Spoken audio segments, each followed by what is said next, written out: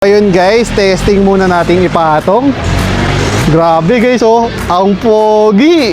Guys, for today's video, diba, ito yung ating stock na windshield visor ni ADB natin. And guys, dumating kanina yung in-order ko na plan ko ipalit dito.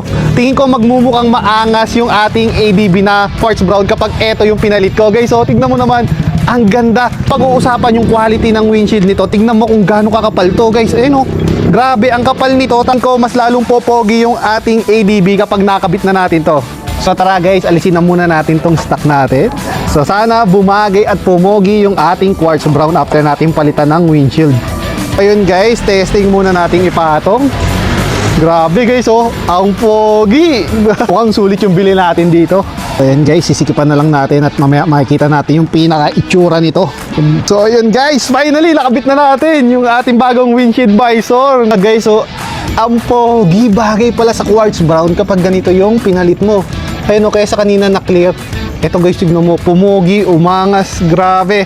Sa mga gusto rin ito, especially dun sa mga bago naglabas ng quartz brown nila, eto na yung itsura kapag pinalitan mo yung ating windshield visor ng gantong kaangas. Sakaling gusto nyo to guys, ilalagay ko na lang dyan sa yellow basket. Ayun, oh.